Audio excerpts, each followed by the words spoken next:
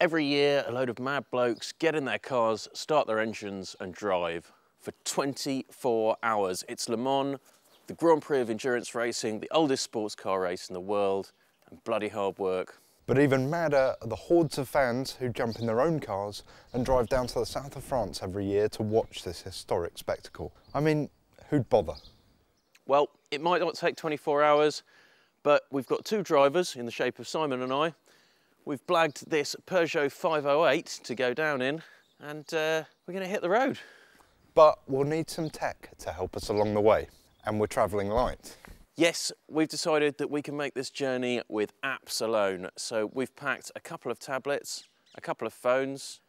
Let's see how we get on.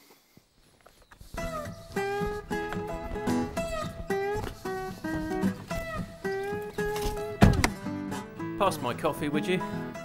What coffee?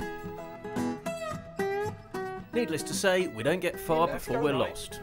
It's the next one. Well, Simon's lost. I can't get a focus to the bike. Left, right, next, no, that one.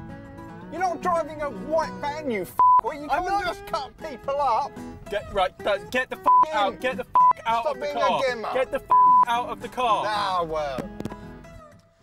Well, there's only one solution. It's time to break out some savvy sat-nav apps. Paddy's going to go for TomTom for his iPhone, and I'm going to use Google's free Maps navigation for my Samsung Galaxy S2. Paddy, how much is that TomTom app again? It is 40 quid, but it's got pretty much everything you'd expect from a fully featured sat-nav, unlike your Google freeware. True, the Google Maps Nav app is a free ride, but it ties in with the Big G's voice search and Street View. Folkestone, Great Britain.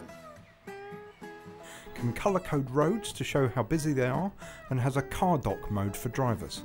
It's not all good news though. When there's no data signal, you're left without a map, and when we get to France, those data charges are going to start stacking up. TomTom's more polished approach to sat-nav has HD traffic to keep you out of jams, and identifies speed cameras en route. Because the maps are kept on the phone, you won't end up with a nasty data bill at the end of your trip, and while it does suck your iPhone's battery dry in a record time, the handy car kit charges and has a speaker and extra satellite power. Smartphones don't keep their GPS fix as well as a standalone sat-nav, but that said, both our apps did a fine job. But once you factor in data roaming costs, Google Solutions starts to look a lot less free. And once you do splurge for TomTom's iPhone software, you'll never be left looking at a marker on a blank map again. So we have a winner. Usually I'd pass the time on this channel crossing by chatting to Si, but as I'm no longer talking to him, we'll have to find some other way to keep ourselves entertained. So now that Paddy's finally shut his face, I can get on with honing my virtual ninja skills. I've downloaded UNinja, a free game for Android. Did you hear someone talking? I thought I heard something. Never mind, I'm going to pass the time on this crossing by solving puzzles in the Heist for iPhone. Don't worry, there are no special moves to perform complicated nunchuck manoeuvres in UNinja. It's a scrolling runner where you have to jump platforms and dodge throwing stars. It's highly addictive, has a suitably frenetic soundtrack, and you can opt to compete on the checkpoint story mode or an endless endurance test. Oh, keep missing the same bit.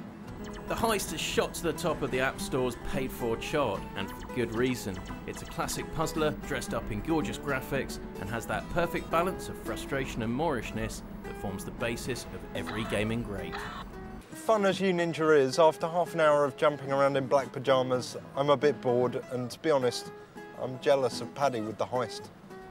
Yeah, it's no surprise to find a better game in the App Store than you'll find on the Android market, but the Heist is a rare gem. It's smart, it's fun, and it's put me in such a good mood, I'm even going to let Si have a go. Ah, thanks.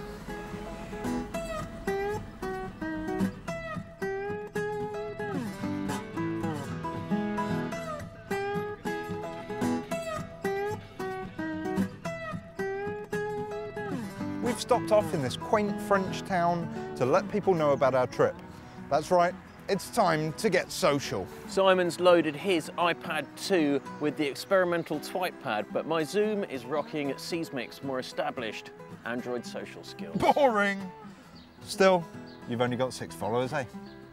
It's not the prettiest app in the world, but updating my army of fans using Seismic makes sense. It works across both Twitter and Facebook, and lets me geotag my tweets so I can log our progress towards Le Mans. Feeling a bit more progressive, I've downloaded TwitePad. As well as having an in-app browser, it shows thumbnail previews of web links, there's one-click posting while I'm browsing the web, and automatic URL shortening.